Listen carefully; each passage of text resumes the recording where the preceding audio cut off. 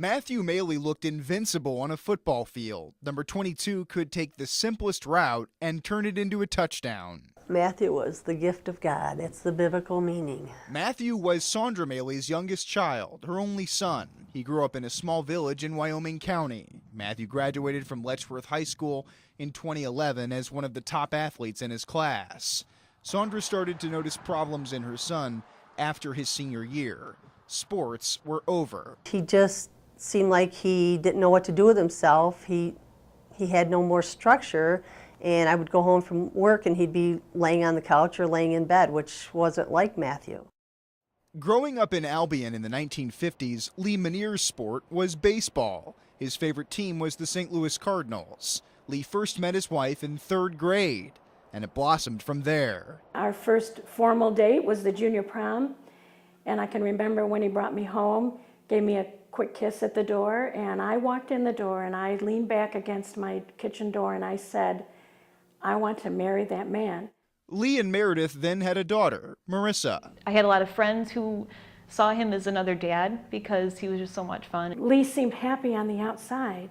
You know, he smiled. You look at all his family pictures, he was smiling in all of his pictures. In 2004, he walked his daughter down the aisle at her wedding. These were the happiest moments, the moments when Lee could hide what he was fighting against.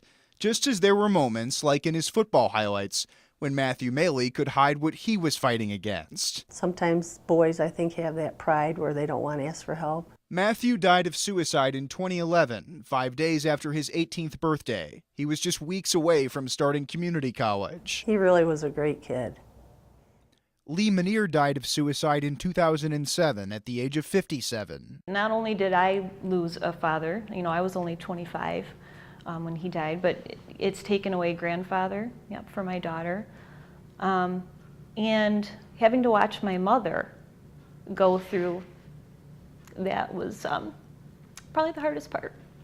Lee's family and Matthew's family, both from rural Western New York, and they now share the same pain along with thousands of other families. Suicide killed almost 5,000 people in the state of New York and more than 500 in Western New York alone between 2011 and 2013, the latest 3-year period available from the state's Department of Health.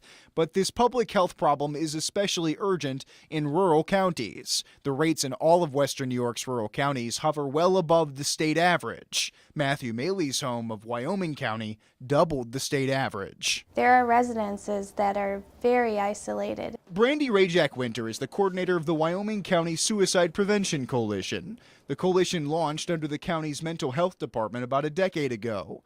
Its goal is to let people know how to get help, and the demographic most at risk is middle-aged men. In rural communities, people are very private and they're also very prideful.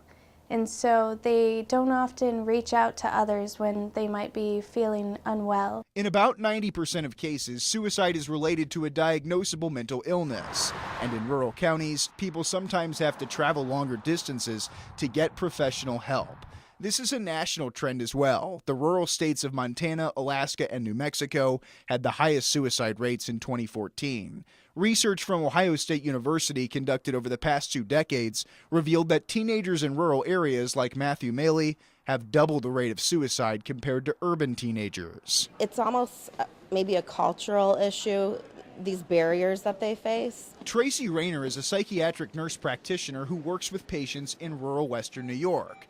She blames the problem on lack of transportation and lack of awareness about where to turn for help. It's looked at as such a bad thing, but it's a real illness that they're dealing with, and they're in so much despair that they need help. And what people need to know is they can get help. And we need to look at it as a disease, and we cannot be ashamed. If we need help, we need to ask for it. Sandra noticed problems in her son after he graduated high school, but Lee Manier's pain spanned many years. He had very high standards for himself that he felt he never could live up to, and those were hard things for him to deal with. It got worse as he got older. Marissa and Meredith are now central figures in the Orleans County Suicide Prevention Coalition. This coalition gave me a voice to help somebody else. We've made it our mission to try to help erase that stigma. And in this small town, it starts with your friends and family. In the Maley family, suicide cost Matthew his future. I still like to talk about him. I like to bring up his name.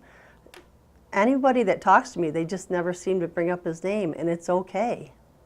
We need to talk about these things. And that way, the lives of Matthew Maley and Lee Manier will help spark this crucial conversation in rural Western New York.